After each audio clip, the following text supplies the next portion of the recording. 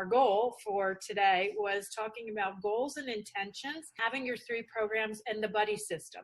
This is my system. I just have this special planner, and it just, like, these are our hourly appointments. This is what I have to do, and I don't load it up. And then these are the things I need to, like, finish, close.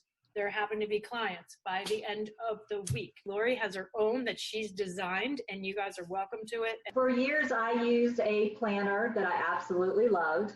And then, of course, towards the end of a year, they stopped making it. So I looked everywhere for a planner that I thought would work, and I couldn't find one. So I made one. I made this planner, and it's pretty much set up the way Sherri's planner is set up. Once I only write down my important appointments in this. I think you mentioned that too. If you write down every little thing in this, then you're going to get so bogged down that you probably are going to overwhelm yourself. So appointments that I write in are, mastermind, the classes I'm teaching, appointments with clients. So absolutely the ones that I have to stick to where somebody is waiting for me to show up. On my Google Calendar, I have all those other things: work on the website, work on different things, respond to people, work on clients' websites. And that's where I keep all that stuff. So I've got all that on one side, and then I also have a section for setting goals. You should have your top 3 goals that you're working on I would say at least every week. You should have top 3 goals. What do you have to accomplish this week in order for you to say, I am moving my business forward? So I've got a section for that. And then I have a whole section for notes on the other side, and then any other things that I want to get done. And it's totally customized. You can put anything that you want there. Sherri uses it for people she has to call. So, you can pretty much do whatever you want for this. But the thing about this planner, it's printable. Just you load it up, you print it on any size sheet of paper that you want. And I bought a pretty little binder. And then I bought some pretty little tabs, and I just print it out. And I print out sections at a time. And then I also have tabs for individual the whole month. And it's yours if you want it. Just let me know. I will email it to you. I've been using it for a couple years. If there's something that you want me to add to it, I'd love to customize it for you. It's because I'm so nice. But you need to use something that works for you. So whether it's this, whether you go to the dollar store or you buy one of these really expensive ones online, it needs to be something that works for you. So don't go and get something that everyone else is using. You really need to kind of do the work and figure it out yourself. I mean, I've used planners where I've crossed out every section and wrote in my own headline, my own subject headers in them to make it work for me. So it's got to work. And the thing that I loved the most is the 3 goals. Mine has that too. There's a box at the bottom that has goals.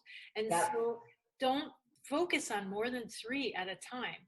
And that's the same thing with our next thing we want to talk about. Like 3 is like your magic number not to go over. Because if you do more than 3 goals, you are just gonna, they start dissipating. And then I do have another list. I mean, I highlight after they're done. And then once I like make those calls or I do those things, they go to my waiting page. Like that's not on my list anymore. I don't have to do that, but I'm waiting for someone to get back to me. It thins out my to-do list because when you have too much on there, like Lori said, it loses its importance. Everything is 1, 2, 3, the goals, 3 goals, and then 3 programs. We talk about this all the time. So yeah, definitely. I mean, just like the goals, I think if you start, especially when you're first starting out, if you have more than 3 programs, and they should be small, medium, and large.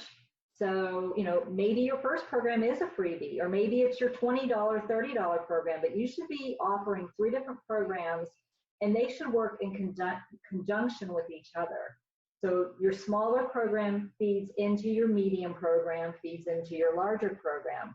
Most people aren't going to start out with you, forking out, hundreds of dollars to work with you. They don't know who you are. So really you're building trust and you're building a relationship with your customers and your clients by starting out small. They're getting their feet wet. It's sort of your introductory package. And then you can lead them into the higher programs. Mm-hmm. And you may, every once in a while, you might have someone who comes along and buys the Mercedes or the Rolls Royce, because that's who that person is. But in general, what Lori is saying is they're going to go through like tiers of trust is what actually happens. And the same thing goes going back to the goals again, the same thing goes. Like, you have to make it so that you're tiering your goals. Like, they're not all equally, they might all equally be important, but you can't do them all at the same time. You work on 3 things at once, nothing has weight. We wanted to just touch base on the buddy system because in 2007, when I first became a health coach, I had a buddy, we called it. Every week, we had a set time. Every Friday at noon, we got on the phone. And by the end of our session, we would write down our goals. And I didn't want to get on the phone with her next Friday and say I didn't do it. So, you have to get that done. It would keep me on track. Lori and I do it. We could both be working separately, but you start to become an island, and you're not as productive when you're alone. Like, not saying that you have to do everything together, but when you set your goals, like, we bounce things off of each other. It helps us to get clarity and set goals and stick to them. I think it's really important. And whether it's you have one person, you can have more than one. Like, maybe you need a mastermind, maybe you need a coach, maybe it's one other person. I love to see the support for each other. And then if you watch each other's things, it's going to motivate you and also give you some ideas. So it's really important. So Lori's offered you to have the day planner that she's providing to you guys. And I have a handout that is the 10-step marketing checklist. I don't know, some of you may have it, but I'm going to read through this quickly. You have to know your audience, number 1. Number 2, add a few facts for their specific problem. Let them know you understand them. Number 3, add a few tips on how you help them be a solution. Number 4, have a tantalizing title. We've talked about that so many times. And here's a funny thing. I've showed this before in our classes.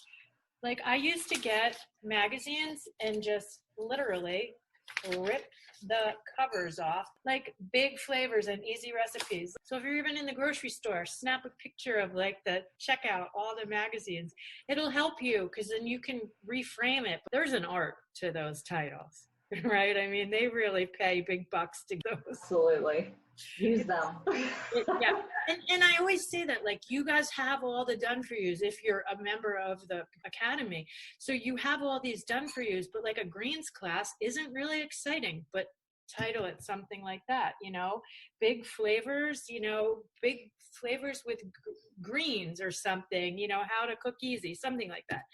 So number 5, stick to 3 recipes and 3 to 5 points. I know so many of you will be giving so many facts. That's not selling, and that's not leading people into your program.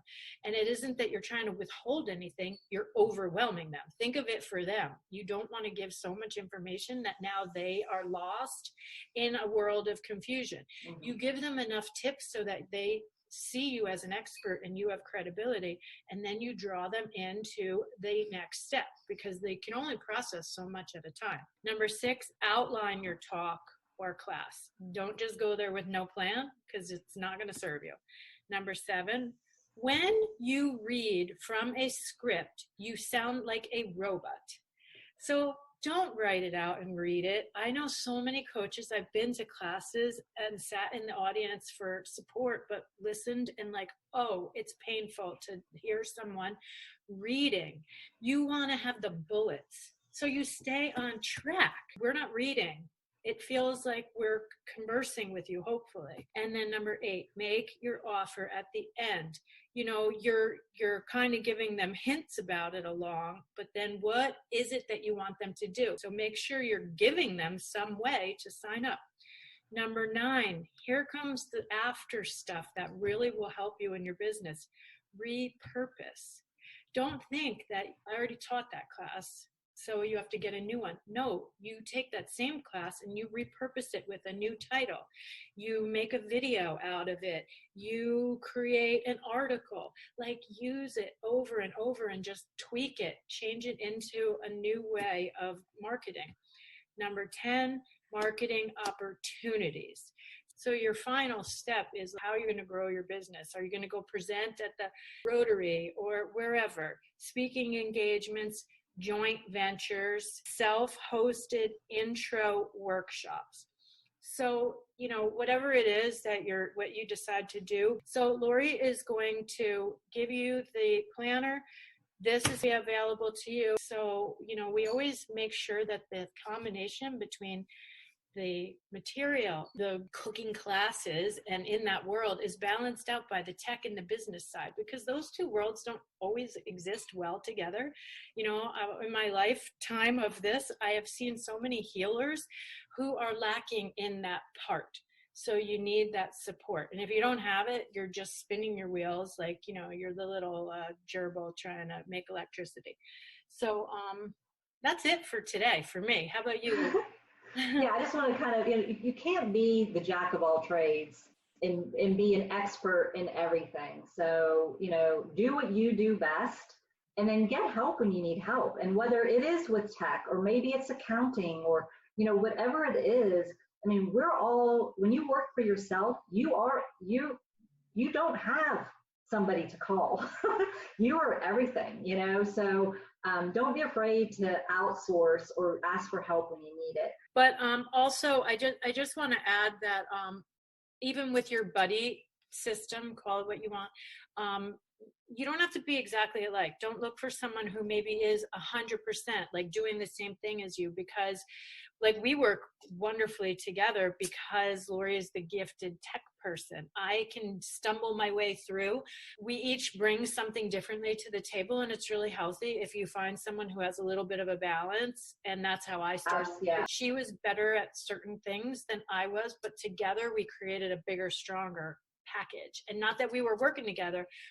She was in Chicago, I was in New Jersey at the time. So it worked out really well because we were presenting live the same classes, but we were building everything together, and it worked really well.